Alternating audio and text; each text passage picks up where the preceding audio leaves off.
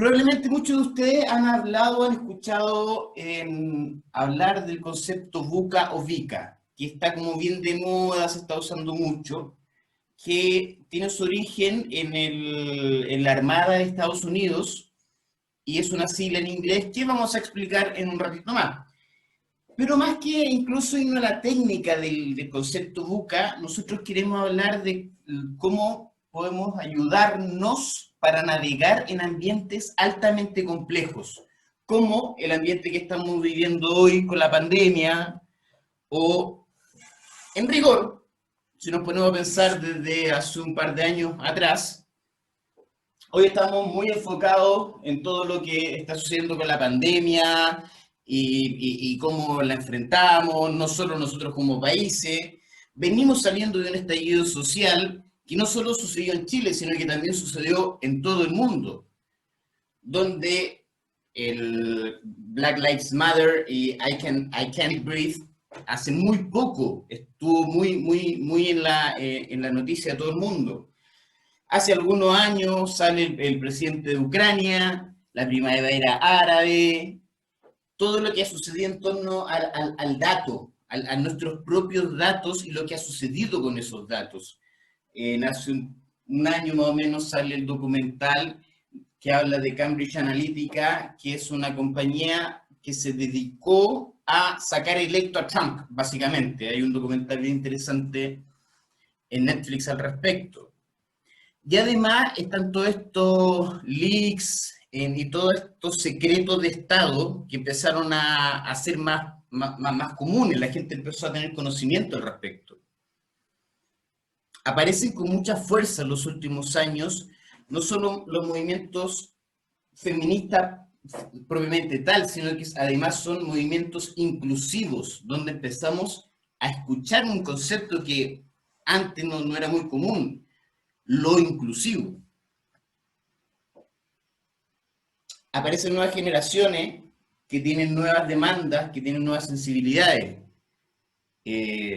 Yo creo que todo el mundo ya ha escuchado hablar de Greta y cómo se vincula eso con todo lo que tiene que ver con el cambio climático. Entonces, cuando nosotros hacemos un resumen de todo esto que nos está pasando, nosotros nos acordamos de este GIF de Travolta, de esta sensación de como, oye, estoy sumamente perdido, no sé qué hacer, porque todo aquello que yo pensé que era verdad, ya no estoy tan seguro que sea verdad. Y no tengo la seguridad de avanzar porque el camino no se ve fácil, ni siquiera se ve a veces un camino. Y respecto a eso, sobre lo cual queremos hablar en los próximos minutos. Culturalmente, ideológicamente, en gran parte del diseño, incluso biológico que tenemos como seres humanos, tiene que ver con ahorrar energía. Una de las principales funciones, objetivos primarias de nuestro cuerpo es ahorrar energía. Uno de los efectos de ello es que una vez que ya hemos decidido algo, es muy difícil que volvamos a decidir o cambiemos esa decisión si no volvemos a pensarlo. Todo eso suena lógico, ¿cierto? La profundidad de eso en los sistemas es muy importante, porque hay muchas decisiones que tu familia tomó por ti, y hay muchas decisiones que tu país tomó por ti, o tu colegio, o tu universidad, o lo que fuera. Entonces, esos son principios sistémicos que mantienen el orden de los sistemas. Y como dije hace un rato, una de nuestras funciones primarias es ahorrar energía. Por lo tanto, si hay un mandamiento sistémico, por ejemplo, en una familia que jamás se ha hablado de sentimientos, pedir que esa persona hable de sentimientos puede ser muy complejo, porque hay un mandamiento invisible. Existe un mandamiento sistémico que crea la verdad en la cual vive esa persona. Entonces, lo que nos sucede normalmente es que estamos aferrados a estas creencias, que sean propias o heredadas, cuando estamos hoy frente a una ola de cambios que se ve cada vez más grande, se ve cambios cada vez más profundos y menos anticipables. Entonces estamos en este continuo conflicto entre un mundo antiguo y un mundo nuevo que está emergiendo. Y es sobre este conflicto y sobre cómo lidiamos con los conflictos es principalmente donde vamos a estar conversando toda esta semana.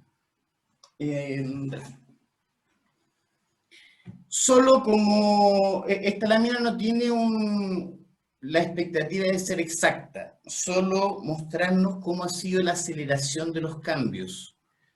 Hace algunos siglos atrás tú podías pasar décadas en que en rigor no pasaba nada muy transformacional en tu vida. Y ahí les hago la pregunta a ustedes mismos. ¿Cuántos cambios han sido testigos cada uno de ustedes desde que nacieron hasta el día de hoy? ¿Cuántas cosas que pensamos que podían ser ciencia ficción hace 20 años hoy son verdad? Y cómo todos esos cambios van a seguir acelerándose y nos van a seguir afectando. Entonces, probablemente algo que tenemos que empezar a desarrollar es la capacidad de ir adaptándonos a esos cambios continuos.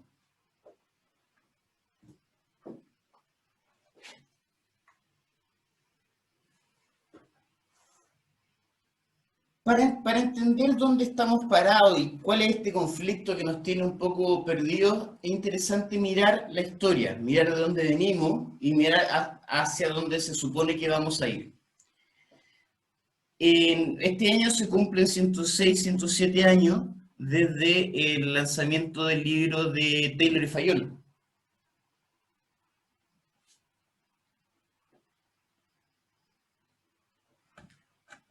Hace 107, 108 años nos organizamos como sociedades en torno a la línea de ensamblaje. Eso trae profundidades no menores en el subconsciente colectivo que como sociedad vivimos. ¿Qué quiere decir eso? Hace 107, 108 años aparece la línea de ensamblaje con mecanismos relativamente simples de operar, donde las máquinas eran una caja negra que tenía una entrada y una salida, y donde cada engranaje iba en una posición precisa y todo funcionaba respecto a los estudios de movimiento, donde la jerarquía es muy importante, donde el orden es muy importante, donde el control sobre todo es muy importante.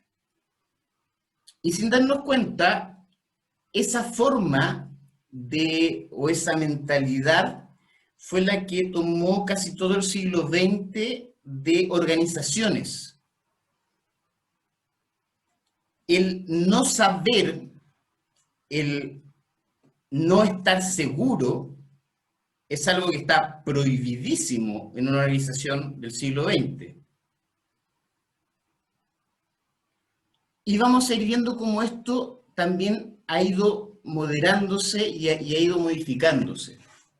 Venimos de una cultura, insisto, en la cual incluso en nuestro lenguaje hablamos de que tal persona no es el engranaje que necesita la máquina.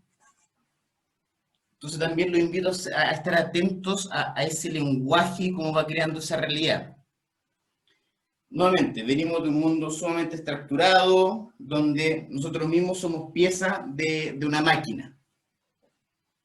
Yo me acuerdo cuando yo empecé a trabajar, el año 2005 entré a Mineros Pelambres, siendo un ingeniero comercial, cosa que ya es rara. Pero me acuerdo como que yo me despertaba todos los días como con ese mensaje en la cabeza que está ahí. No te vayas a equivocar. Menos tú que eres un ingeniero. Entonces la equivocación era como el peor error que jamás nadie podía cometer. Y cuando empezamos a revisar cuáles son las verdades que son potentes en cada época, yo creo que algunas de las que están escritas en esta lámina les van a sonar. Yo fui educado en una familia en la cual era normal que se escuchara que la letra con sangre entra, cosa incluso que al mirarla con cierta distancia son ideas más graves como quien te quiere taporrear. Hay algunas que todavía permanecen con harta fuerza en las organizaciones. Debes separar tu trabajo de tu vida personal. No cuentes tus ideas a los otros porque te las van a robar. La información es poder, etcétera, etcétera, etcétera. La risa abunda en la boca de los tontos. Y sucedió que eventualmente aparecieron en estos seres extraños que les llamamos millennials, que yo tengo una acá al lado, eh, que a mucha gente en la gerencia, en las empresas, le empezó como a meter ruido estos cabros chicos irresponsables, que se frustraban fácilmente, que eran flojos, que eran altamente exigentes. Entonces, por ahí por el año 2016, el Instituto de Ingenieros en Mina de Chile nos encarga un estudio que terminó siendo una charla respecto a los millennials en minería. Para ello contactamos en una empresa B que se llama Pegas con Sentido. Entonces estuvimos unos 6 meses estudiando y conversando respecto a qué eran estos seres extraños llamados millennials. Y llegamos a varias conclusiones bien potentes. Una de las conclusiones más potentes a las que llegamos es que cuando yo partí trabajando en Minera de los Pelambres, siendo ingeniero, si hubiera llegado mi jefe con una escoba y me hubiera dicho, viejo, barre, yo hubiera barrido feliz. Y si a las 2 semanas después de eso, mi jefe llega con una escoba nueva y me dice, barre, yo lo hubiera hecho, yo jamás hubiera cuestionado una instrucción cuando empecé a trabajar el año 2005. En cambio, tú vas ahora a cualquier organización, sea industrial, sea naviera, te encuentras con cabros, y esto era lo divertido, porque los jefes nos decían, es que estos cabros quieren saber, me preguntan el porqué de todo. Y ahí descubrimos, yo creo, uno de los ingredientes más importantes para trabajar en el siglo XXI y en esta modernidad, que tiene que ver con el sentido de propósito. De nuevo, acostumbrado a venir de esta máquina en la que venimos trabajando, donde solo teníamos 2 herramientas para gestionar personas. Una era la zanahoria y otra era el garrote.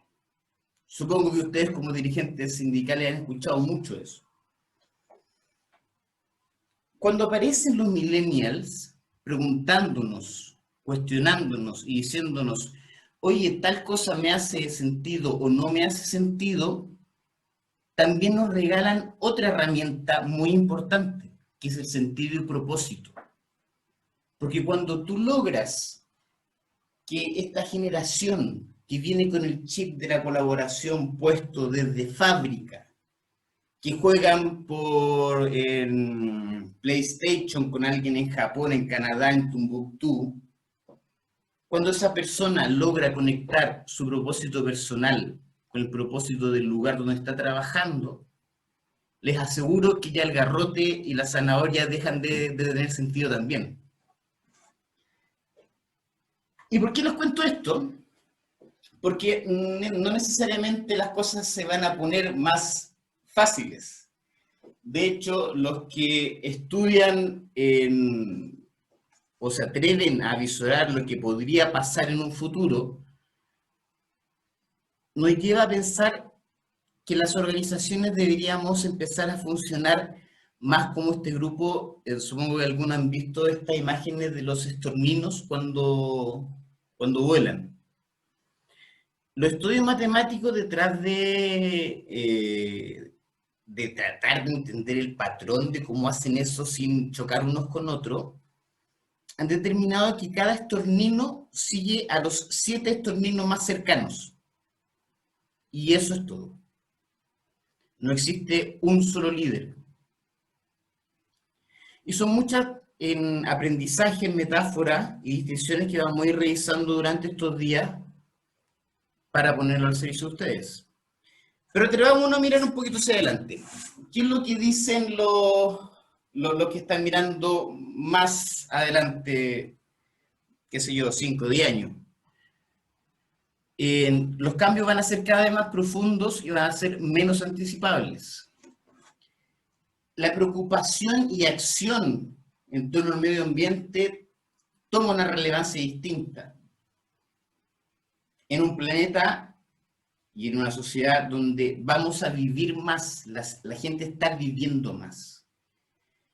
Aún ni siquiera hemos visto la superficie de lo que va a ser la inteligencia artificial.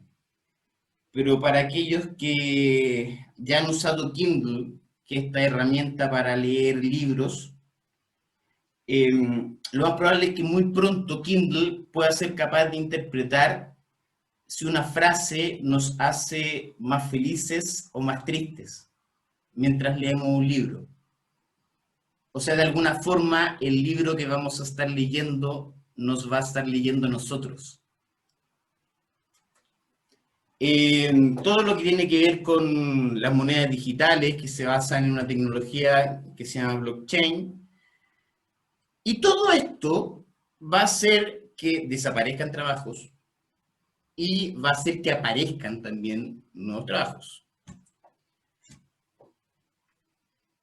De acá donde yo quiero poner un punto, ya casi terminando la presentación, que probablemente es una de las divisiones más grandes y que al menos en LinkedIn nos sirve mucho para entender dónde estamos parados. Zygmunt Bauman era un filósofo que murió el año 2017, plantea una línea en la historia que es relativamente importante, porque lo que él propone es llamar todo este mundo donde las creencias eran sumamente sólidas. Tú en los años 80, en los años 90, eras socialista o capitalista. Pero eras tú, como persona, quien se tenía que acomodar a la caja que establecía y que estaba establecida por una verdad objetiva. Y por ahí, de hecho, pusimos la cita de Orwell, del libro 1984, de que la verdad objetiva, en rigor, se está desvaneciendo cada vez más. Venimos de un mundo sólido, que creía mucho en las estructuras y en las jerarquías claras. Probablemente ya les ha pasado a ustedes como dirigentes, y lo han probablemente encarnado, en que esa estructura y esa jerarquía, sobre todo en estos momentos de pandemia o de crisis, empiezan a crujir.